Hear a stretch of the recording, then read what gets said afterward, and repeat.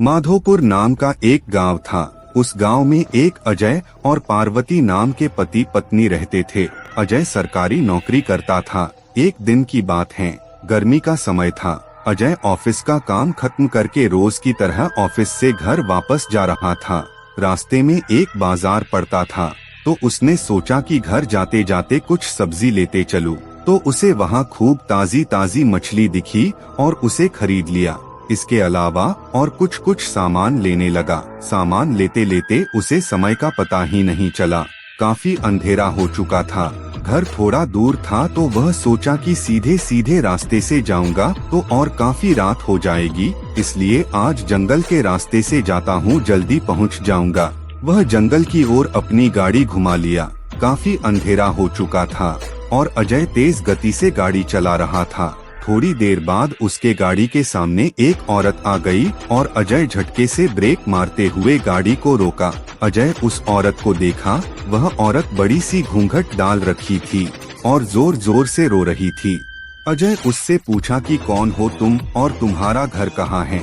इतनी रात को इस घने जंगल में क्या कर रही हो?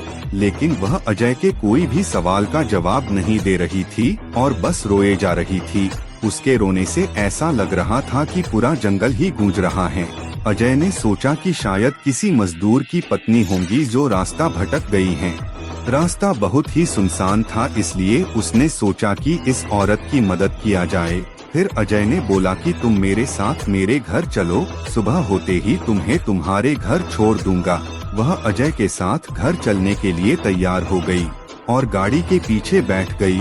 रीति रिवाज के कारण उसने अपने सिर पर घूंघट डाल रखा था, जिसकी वजह से उसका चेहरा छुपा हुआ था।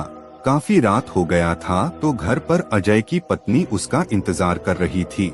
जैसे ही घर के बाहर गाड़ी की आवाज सुनाई दिया, वैसे ही पार्वती दौड़कर बाहर आई। उसने अजय के साथ एक औरत को देखा, तो उसने अजय से पूछने लगी कि ये कौन जो तुम्हारे साथ आई हैं?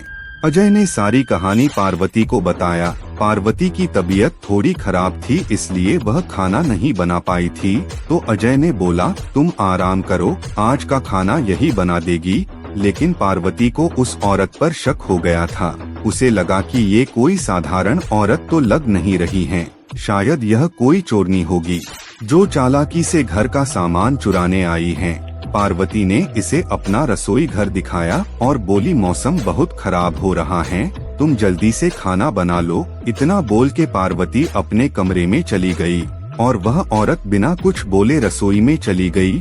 थोड़ी देर बाद रसोई में से बहुत ही अजीब अजीब आवाजें आने लगी।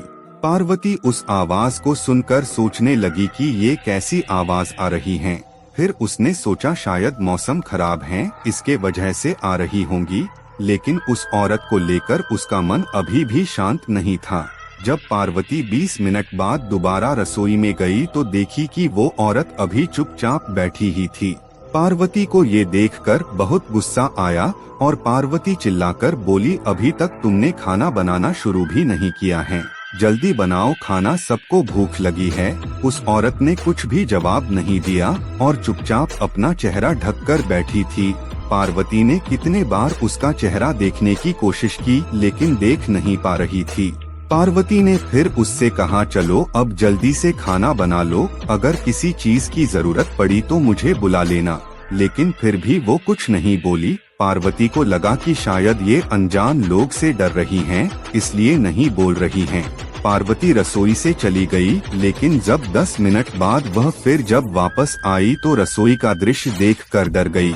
उसके पैर वही जम गए और उसके गले से आवाज भी नहीं निकल रही थी। उसने देखा कि वह औरत रसोई घर के बीचों बीच में बैठकर दोनों पैर फैलाकर कच्ची मछलियाँ खा रही हैं। उसके सिर का घूंघट भी उतरा हुआ था।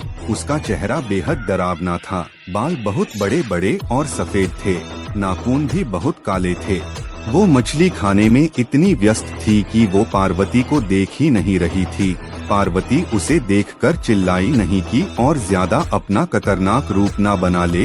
पार्वती ने धीरे से एक थाली उठाई और चूल्हे में जलता हुआ कोयला उठाकर उसके तरफ दौड़कर उस डायन के ऊपर गर्म कोयला फेंक दी। आग की जलन की वजह से वह जोर जोर से चिल्लाने लगी। उसकी आवाज इतनी तेज थी कि उसे सुनकर सारा गांव इकट्ठा हो गया। पार्वती ने उसे आग दिखा दिखाकर अपने घर से बाहर की। वह आग की डर से सीधा जंगल की ओर भाग गई, फिर वापस उस गांव में कभी नहीं आई। ये कहानी कैसी लगी कमेंट में जरूर बताना और चैनल को सब्सक्राइब कर देना।